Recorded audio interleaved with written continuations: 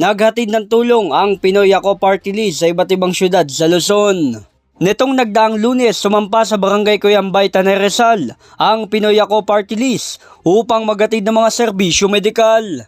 Daang-daang sako naman na bigas ang ibinahagi ng organisasyon sa mga residente na salat sa buhay. Kikita namin kung ano ba yung mga hinaharap nilang problema, yung mga challenges nila sa araw-araw. At nakakatuwa po at nakakataba ng puso na sa simpleng pagtulong po, sir, nang sila ay matingnan ng doktor, mabigyan ng konting gamot at ng konting tulong, ay tuwang-tuwa na po sila.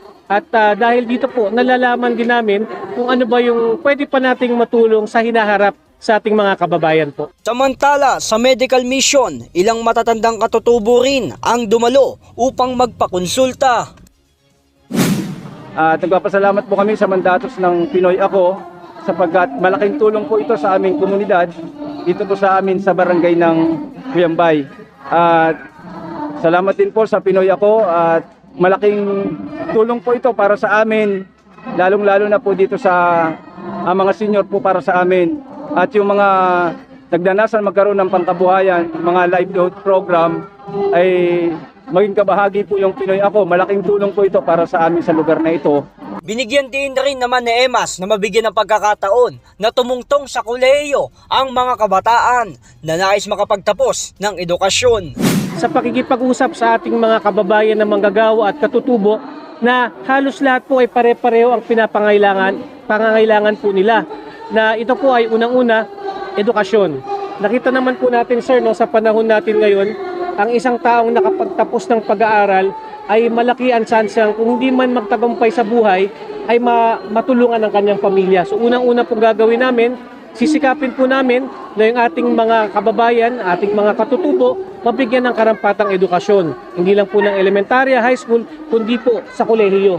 In fact, ang pinaplano po ng ating organisasyon, ng ating party list, magkaroon ng isang universidad para sa katutubo. Nitong sumunod na araw ay dumapo rin ang organization sa Pintong Bukawi, San Mateo Rizal. Yun po kasi, meron tayong tinatawag minsan na hindi lang yung unemployment, kundi yung underemployment. In fact, meron pong tinatawag din na tawag na job mismatch. Ano po yun? Marami pong workforce ang ating mga kababayang Pilipino. Ako'y naniniwala lahat ng mga Pilipino, lalo na yung mga katutubo, ay masisipag. Ang nangyayari lang po, yung mga available na trabaho, hindi match doon sa mga skills na meron sa ating mga workforce o ating manggagawa. Kaya ang una pong gagawin natin dito, magkakaroon tayo ng job survey. Titingnan natin ano po ba ang mga in-demand na trabaho ngayon. Pag nakita natin kung ano yung mga in-demand na trabaho, makikita rin natin ano yung kailangan na training o edukasyon. Ano yung kailangan na mapag-aralan, ano yung kailangan ituro ng mga skills dun sa ating... Daang-daang residente naman rin ang sumalubong sa pagnanais na mabahagian ng handog tulong ng Pinoy Ako Party List. Ayon sa naging pahayag ni Pastor Dadula, ay kanilang taus-pusong pinasasalamatan na nakarating sa kanilang bayan ang Pinoy Ako Party List. Dito sa San Mateo Rizal sa Pintong Bukawi. At ako po'y pastor sa mga katutubong dumagat. Kami po'y nagpapasalamat sa ganitong pagkakataon ng Pinoy Party List po ay isang napakalaking tulong sa amin at sa aming komunidad, lalong-lalo na sa mga katutubong dumagat na walang permanenteng trabaho at saka mga marilitang Pilipino na nandito po sa amin. Isang napakalaking tulong ang ganitong mga tao o mga nanunungkulan sa gobyerno na makatulong sa aming pangangailangan. Nangako naman si Atty. Emas na kanilang bibigyang pansin ang pangkabuhayan ng bawat isa. Ay yung kagaya ng nakita natin kanina nung nakikipagdialogo ang aming mga miyembro sa mga residente ng Barangay Pintong Bukawi is that napakahirap po ngayon magkaroon ng hanap buhay.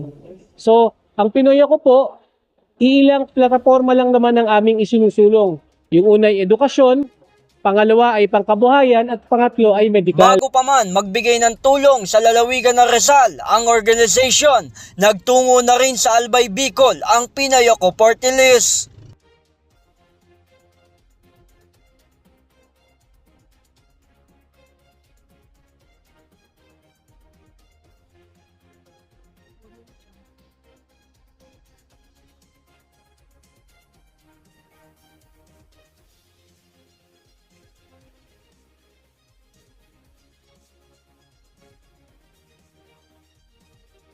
J. Martin, J. Ares, News and Public Affairs.